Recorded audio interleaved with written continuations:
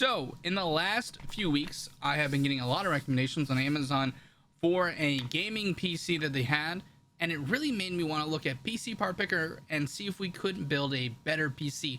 Link will be in the descriptions for the PC at this price point, or what I would do to replace a few of the parts to get it to something in the same price range that I would actually recommend. But here is the PC, and we'll be taking a look at it. It is the mini gaming PC Intel i9-12900H, which is a laptop CPU, which is why it's a little bit interesting on their core versus thread count, which is a 14 core 20 thread, meaning that it's not a true 1-to-1 core, actually 1-to-2 core to thread ratio, meaning that it only hyper threads on a certain amount of cores. The RTX 3050 Ti, which is a laptop only GPU, a 32 gig of DDR4, 1 terabyte of NVMe SSD, who knows who makes it, and gaming desktop computer RGB light, blah blah blah, bull stuff. Well, basically what this is essentially a laptop without a screen or a keyboard. So that's what made me want to look at it. So let's take a look at PC Part Picker and see what we can do.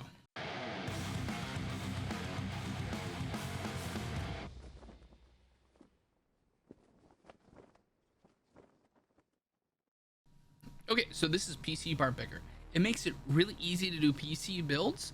What it does is it checks the prices from all your major resellers, and it also checks and see if your parts are compatible with one another and if they're compatible with the cases, and it'll also show you the wattage that you will be using to kind of help you gauge what power supply you should get.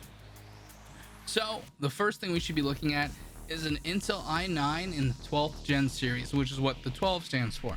So all you do is go over here to hit CPU, and it makes it really easy with the stuff on the left, which it'll help you pick which generation you want. So if you go over here, you can scroll down to Intel i9, boom, and you scroll all the way to the top. We have the Intel i9-12900K, which is the desktop version of the CPU they're using. It is a 16 core CPU, so you get 2 extra cores, so that makes it a little bit faster than the one you already have. So we're already ahead of the game. And then we need to choose a CPU cooler, because typically with these high-end CPUs, they do not have a cooler, so you have to get one to make sure it doesn't thermal throttle, because you wouldn't be able to use it at all without it.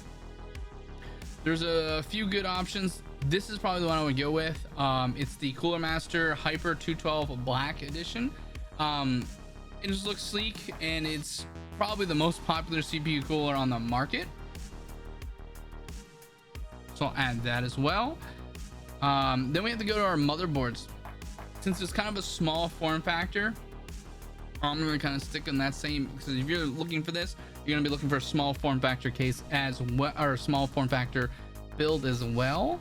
So I'm going to look for a decently priced small form factor motherboard, and so I'll just go over here and click on Micro ATX and get us into the smaller boards as well. And we do not know what board they're using in those, guys. Usually they're not great, so I'm gonna stick with kind of a more of a budgeter friendly type board that also is not severely lacking in stuff. So we'll go with the Gigabyte B660M. It offers us 4 slots of DDR4, and it's smaller form factor, which is what we're looking for. We're also looking for 32 gigs of DDR4, so that's super easy. You just go down here and you hit 2x16, which means 2 kits of 16 gigabytes. And I really don't care about the RGB on the top. It's whatever. Personally, I would rather have no RGB and still save $30. So we're gonna do that, and then we're gonna go storage, which is super affordable these days. It's an NVMe storage of 1 terabyte. There's the Samsung NVMe SSD of 1 terabyte, which is super affordable at $55, and we know it's from a reputable manufacturer. And then now we have to do a video card. So this one is interesting. Luckily, the one that I want to pick is right at the top. The 3050 Ti is only in a laptop form. So we're gonna actually upgrade that and go straight to a 3060, which is a 12 gig card. And then we have to choose our case. Personally, we're going to a smaller case, and I know I saw one earlier that I really liked. It's from Thermaltake. Let me go and just grab Thermaltake real quick from the manufacturers. So you can drop this down and you can look at all the manufacturers.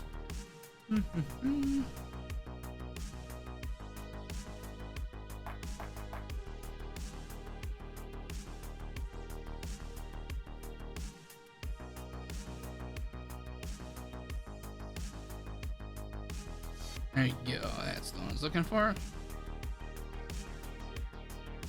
Boom.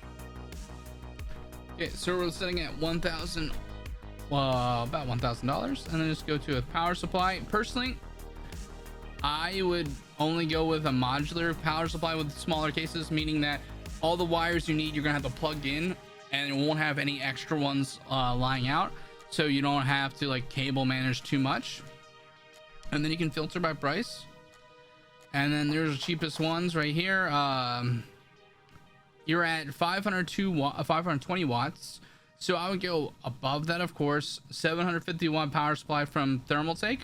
It's a pretty good deal at $89, which you can't beat. And it's actually a $20 coupon right now. So, you know, your mileage may vary, but even then, that still puts us at about $300 cheaper than what this computer was offering in the first place. And it doesn't have the upgradability that this one will have, and it's a laptop stuff, so it's going to be running really hot compared to what we're doing with this guy. But what I would do, hopefully it's an update. Okay, it didn't. This is what I would do with that same price point.